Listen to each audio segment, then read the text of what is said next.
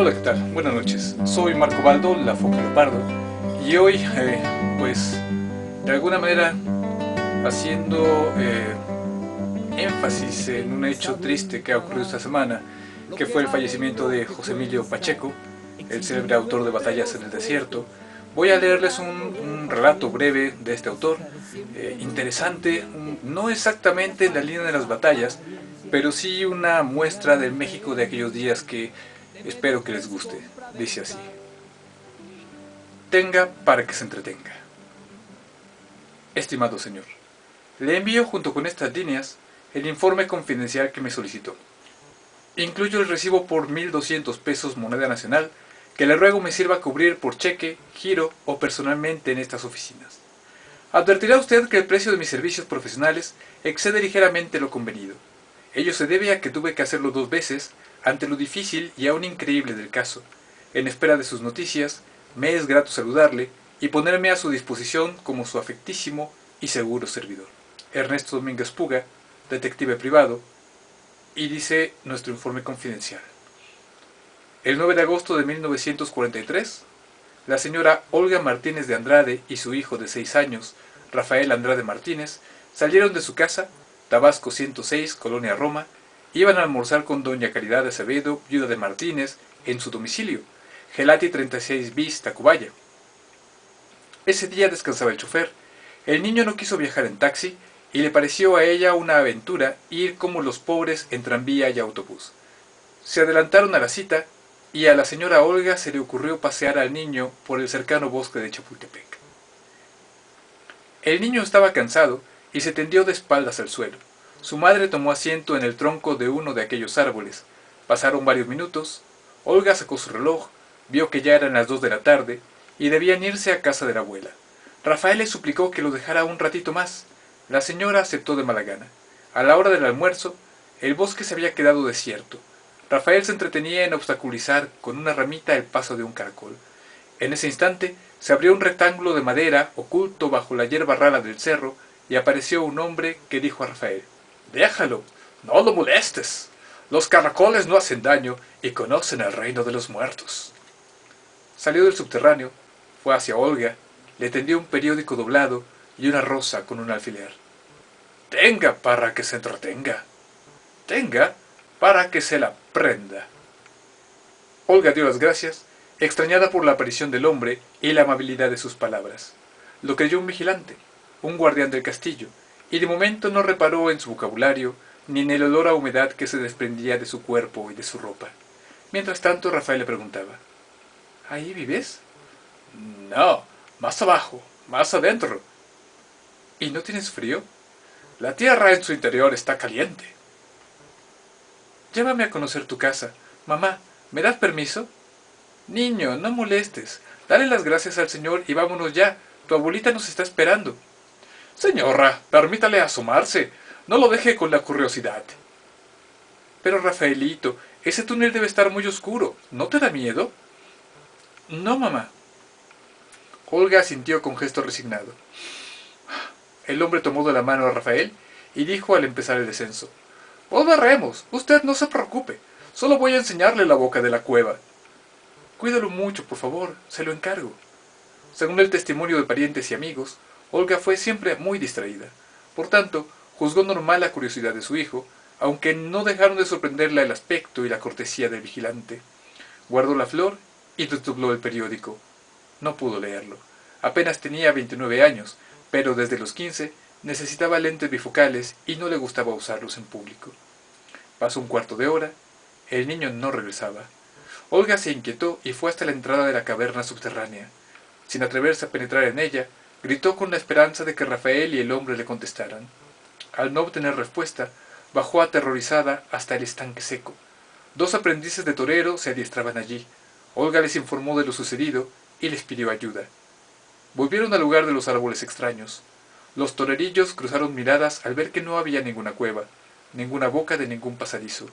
No obstante, en manos de Olga estaban la rosa, el alfiler, el periódico y en el suelo el caracol y la ramita.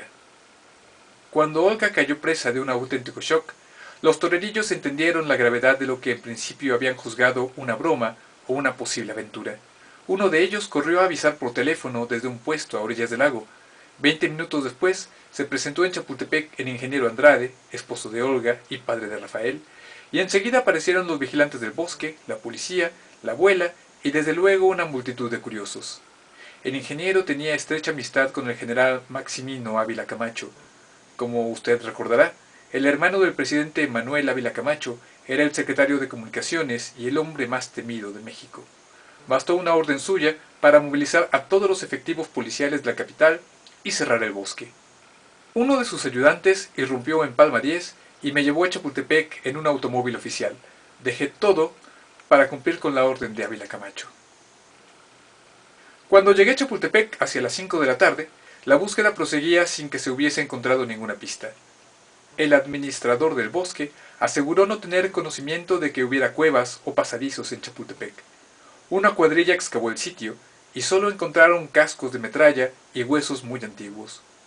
La caída de la noche obligó a dejar el trabajo para la mañana siguiente. Mientras interrogaba a los torerillos en los separos de la inspección, acompañé al ingeniero Andrade a la clínica psiquiátrica de Mixcoac, donde atendían a Olga. Me permitieron hablar con ella y solo saqué en claro lo que consta en el principio de este informe. La radio difundió la noticia. Los vespertinos ya no la alcanzaron.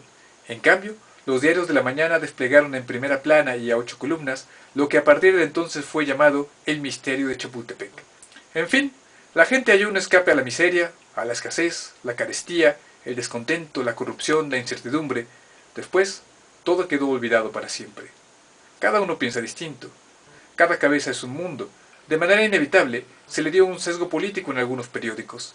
Se difundió la calumnia de que don Maximino había ordenado el asesinato de Rafael con objeto de que el niño no informara al ingeniero Andrade de las relaciones que su protector sostenía con Olga. El que escribió esta infamia, por supuesto, amaneció muerto cerca de Topilejo. Gracias a métodos que no viene al caso de escribir, los torerillos firmaron una confesión que aclaró las dudas. Enterados de la fortuna del ingeniero, se proponen llevarse al niño y exigir un rescate que les permita comprar su triunfo en las plazas de toros.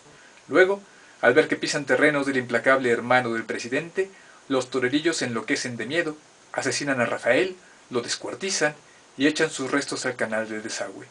La opinión pública no exigió que se puntualizaran algunas contradicciones. Por ejemplo, ¿qué se hizo de la caverna subterránea por la que desapareció Rafael? ¿Quién era y en dónde se ocultaba el cómplice que desempeñó el papel de guardia?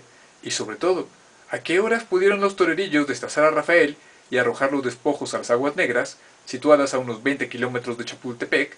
Si uno llamó a la policía, el otro permaneció al lado de Olga y ambos estaban en el lugar de los hechos cuando llegaron las autoridades. Como tapabocas se publicaron fotos de la cabeza y el torso de un muchachito, vestigios extraídos del canal de desagüe. Pese a la avanzada descomposición, era evidente que el cadáver correspondía a un niño de 11 o 12 años y no de 6 como Rafael. Cuando me presenté en la casa de Tabasco 106, los torerillos ya habían caído bajo los disparos de la ley fuga.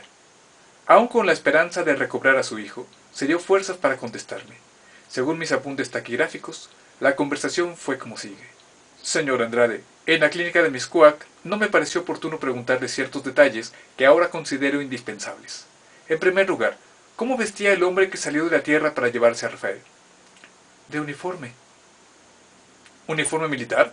¿De policía? ¿De guardabosques? No, es que, ¿sabe usted? No veo bien sin mis lentes, pero no me gusta ponérmelos en público. Por eso pasó todo esto. Cálmate, intervino el ingeniero Andrade cuando su esposa comenzó a llorar. Perdone, no me contestó. ¿Cómo era el uniforme? Azul, con adornos rojos y dorados. Parecía muy desteñido. ¿Azul marino? Más bien azul claro, azul pálido. Apunté en mi libreta las palabras que le dijo el hombre al darle el periódico y la flor. Tenga para que se entretenga, tenga para que se la prenda. ¿No le parecen muy extrañas? Sí, rarísimas, pero no me di cuenta. ¡Ah, qué estúpida! No me lo perdonaré jamás. ¿Advirtió usted en el hombre algún otro rasgo fuera de lo común? Me parece estar oyéndolo. Hablaba muy despacio y con acento. ¿Acento regional? ¿O como si el español no fuera su lengua? Exacto, como si el español no fuera su lengua. Entonces, ¿cuál era su acento? Déjeme ver, quizá como alemán. El ingeniero y yo nos miramos. Había muy pocos alemanes en México. Eran tiempos de guerra, no se olvide. Ninguno se hubiera atrevido a meterse en un lío semejante. ¿Y él? ¿Cómo era él? Alto, olía muy fuerte como a humedad. Señora Olga, disculpe el atrevimiento, pero ¿por qué dejó a usted que Rafaelito bajara con él a la cueva? No sé, no sé. Por tonta. ¿Por qué me lo pidió? Porque siempre lo he consentido mucho. Nunca pensé que pudiera ocurrirle nada malo. Espere, hay algo más. Cuando el hombre se acercó vi que estaba muy pálido. ¿Cómo decirle? Blancuzco. Eso es, como un caracol fuera de su concha. Bien, con que decía frases poco usuales. Hablaba con acento alemán. Llevaba uniforme azul pálido. Olía mal y era fofo, viscoso. ¿Gordo o de baja estatura? No, no, señor, todo lo contrario. Muy alto, muy delgado. Ah, además, tenía barba. Me atreví a preguntarle. ¿Una barba partida en dos sobre el mentón? No sé. Creo que sí. La cara del ingeniero reflejó mi propio gesto de espanto. De nuevo quise aparentar serenidad y dije como si no tuviera importancia. ¿Me permite examinar la revista que le dio el hombre? Señor, en mi trabajo he visto cosas que horrorizarían a cualquiera. Sin embargo, nunca había sentido ni he vuelto a sentir un miedo tan terrible como el que me dio cuando el ingeniero Andrade abrió la bolsa y nos mostró una rosa negra marchita. No hay en este mundo rosas negras. Un alfiler de oro puro muy desgastado y un periódico amarillento que casi se deshizo cuando lo abrimos. Era la Gaceta del Imperio, con fecha del 2 de octubre de 1866. Más tarde nos enteramos de que solo existe otro ejemplar en la hemeroteca. El general Maximino Ávila Camacho me recompensó sin medida y me exigió olvidarme del asunto. Ahora, pasados tantos años, confío en usted y me atrevo a revelar el auténtico desenlace de lo que llamaron los periodistas el misterio de Chapultepec. Poco después, la inesperada muerte de don Maximino iba a significar un nuevo enigma, abrir el camino al gobierno civil de Miguel Alemán y terminar con la época de los militares en el poder. Desde entonces hasta hoy, y sin fallar nunca, la señora Olga Martínez, viuda de Andrade, camina todas las mañanas por el bosque de Chapultepec hablando a solas. A las 2 en punto de la tarde se sienta en el tronco vencido del mismo árbol con la esperanza de que algún día se abrirá la tierra para devolverle a su hijo o para llevarla, como los caracoles, al reino de los muertos. Pase usted por allí y la encontrará con el mismo vestido que llevaba el 8 de agosto de 1943, sentada en el tronco, inmóvil, esperando, esperando. Y bueno, eso es todo. Tal vez si no han estudiado Historia de México, encuentran el texto un poco críptico. El fantasma que describe se acerca mucho a la figura del emperador Maximiliano de Habsburgo, que regió en México a la mitad del siglo XIX. No es fácil de descifrar, no es fácil de sentir si uno no está muy inmerso en este tipo de nacionalismos. Una característica muy particular de Pacheco, que siempre acudía al espíritu más profundo de la mexicanidad, si me lo permiten. Vamos a extrañar al buen José Emilio. Eso es todo. Denle like, pero denle like en YouTube, no en Facebook, por favor. Y esperen la próxima. Nos vemos. Hasta luego. Chao. Se adelantaron a la cita y la señora Olga... Ay, ya la regué. Otra vez. Pero es que esto no va a colar. A ver, no, ya la...